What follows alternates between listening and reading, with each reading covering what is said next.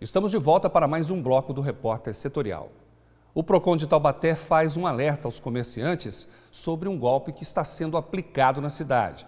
A repórter Carolina Silva tem outras informações. O alerta do PROCON é sobre pessoas que estão usando o crachá do PROCON e vendendo para os comerciantes aqui de Taubaté por preços abusivos o Código de Defesa do Consumidor.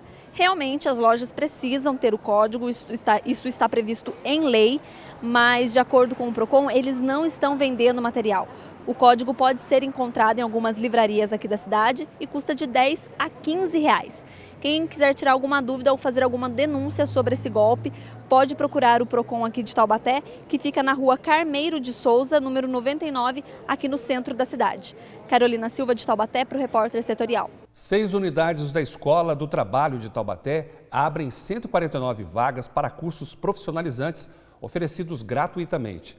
Para se inscrever, o interessado deve ir à unidade que deseja fazer o curso e apresentar as cópias dos documentos RG, CPF e comprovante de endereço de Taubaté.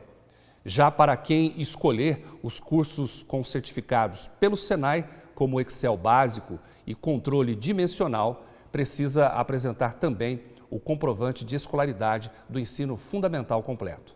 Mais informações sobre os cursos e matrículas podem ser obtidas pelo site taubaté.sp.gov.br. Olha só, o vereador Noilton Ramos, de Taubaté, teve o mandato cassado pelo Tribunal Regional Eleitoral de São Paulo. O TRE acatou a denúncia de infidelidade partidária e destituiu o vereador da função.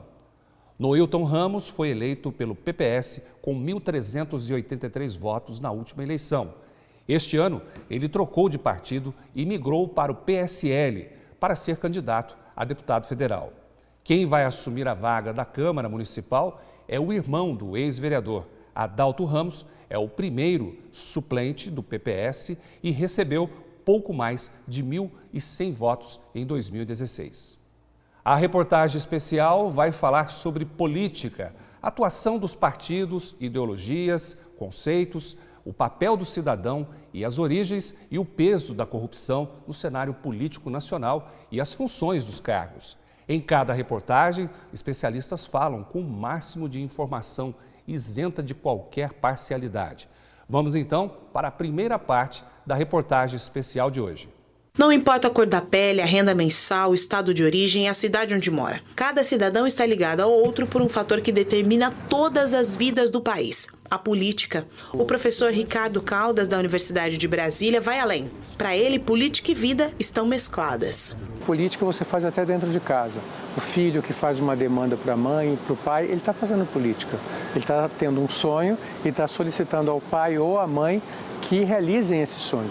Então não faz diferença se você gosta ou não, se acompanha ou se nem se importa com o que acontece no cenário político. Seja no centro do Poder Federal em Brasília ou na Câmara do menor município do país, são as ações políticas que vão dizer quanto você vai pagar pelo litro do combustível, por exemplo, ou até que idade vai trabalhar antes de conseguir a merecida aposentadoria.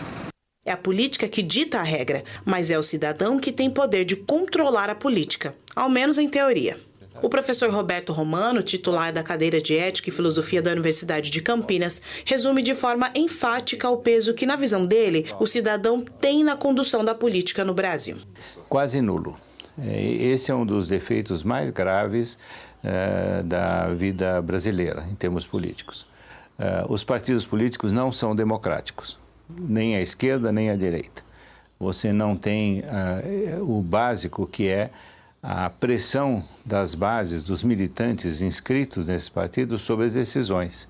As decisões são tomadas pelas direções, que estão nesse trabalho há mais de 30, 40 anos, controlam os recursos do partido, controlam as candidaturas, controlam as alianças e não prestam contas a ninguém. Para que as coisas sejam diferentes, o cidadão precisa buscar participação e conhecimento. Um bom começo poderia ser entender os conceitos básicos da política, por exemplo, as origens dos pensamentos de direita e esquerda, como explica Cláudio Couto, doutor em ciência política e professor da Fundação Getúlio Vargas de São Paulo. Os conceitos de esquerda e direita, eles nascem na Revolução Francesa. Isso por quê? Porque na Assembleia Nacional sentavam-se a direita do presidente da Assembleia Nacional, aqueles que defendiam os valores mais tradicionais, defendiam a monarquia, defendiam o interesse da aristocracia territorial, aquela que tinha terras, e sentavam-se à esquerda aqueles que defendiam o liberalismo político, defendiam o fim da monarquia, defendiam o maior igualitarismo e, portanto, o fim justamente dos interesses da aristocracia. Dali para frente, as ideias de esquerda e direita passaram a ser associadas basicamente à esquerda defendendo mais igualdade e defendendo mais mudanças, enquanto a direita passou a ser a defensora da tradição, da conservação das coisas como estão e de menos igualdade, ou até mesmo de desigualdade, como no caso da época da Revolução Francesa, a defesa de nobres versus plebeus, né? Que haveria uma diferença natural de nascimento entre as pessoas. E daí esquerda e direita podem ser, para sintetizar, basicamente vinculados a isso. A esquerda é mais favorável à igualdade, a direita é menos favorável à igualdade. E uma população dividida entre os dois polos não é um fenômeno estranho, de acordo com Roberto Romano. Desde o século XIX nós temos esse tipo de polarização. No século XIX não era entre esquerda e direita, eram liberais e conservadores, né? Mas é muito saudável essa diferença. O que é preciso é que o eleitor não fique interessado apenas nas etiquetas, né? Mas vá até a ação concreta do político, do partido, para verificar se ele trabalha pelo bem comum ou se ele trabalha pelo bem próprio. E não tem lado certo ou errado. Depende do valor que cada um tem, né? Se as pessoas carregam valores mais próximos da igualdade, elas tendem a ser mais de esquerda. Se elas são mais favoráveis, muitas vezes, à hierarquia, a ideia de que há quem manda, quem obedece, tendem a ser mais favoráveis à direita. O centro seria aquela posição que é, no limite, equidistante entre direita e esquerda, né? Existe a centro-esquerda, alguém que, digamos, está à esquerda disso que seria o centro, mas não está tão à esquerda quanto outros naquela sociedade estariam. E existe, da mesma forma, o centro e a centro-direita. É aqueles que estão à direita do centro, mas não estão tão à direita. Mas apesar da polarização entre esquerda e direita, normal e aceitável em qualquer democracia, o alerta de Cláudio Couto é contra o extremismo em alas dos dois polos. Mas polarização é uma coisa e extremismo é outra, né? Alguém pode ser de esquerda e ser moderado, pode ser de direita e ser moderado. Assim como alguém pode ser de direita e ser um extremista, e pode ser de esquerda e ser um extremista. E muitas vezes os extremistas, mesmo um de esquerda e outro de direita, eles são muito parecidos entre si. Porque extremistas são pessoas muito intolerantes, né, que não aceitam posições diferentes da sua. Acho que todo mundo que está numa posição diferente da sua está necessariamente errado e, mais ainda, é um inimigo e não apenas um adversário ou simplesmente um diferente. Por isso a discussão política seria mais eficaz com o foco nas ideias, nos projetos, o que exige informação e interesse no tema. Mas para Roberto Romano, esse ideal ainda tem que ser alcançado no Brasil. Isso só pode ser feito com o auxílio dos partidos políticos. Como os partidos políticos brasileiros falham, absolutamente, você não tem um cidadão politizado.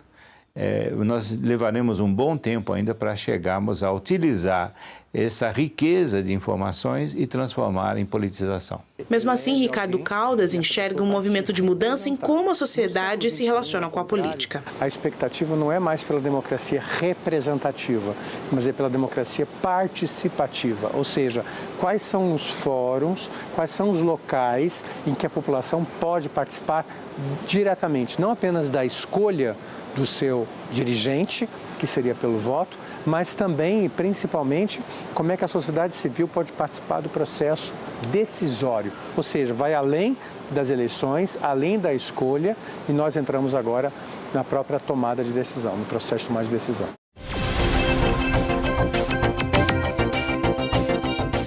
Na edição de hoje do Repórter Setorial, você viu: em menos de um mês, Ubatuba registra 4 casos de afogamentos em praia. Procon de Taubaté alerta comerciantes sobre golpe aplicado por estelionatários. E viu também, com especialistas, a situação atual da política brasileira.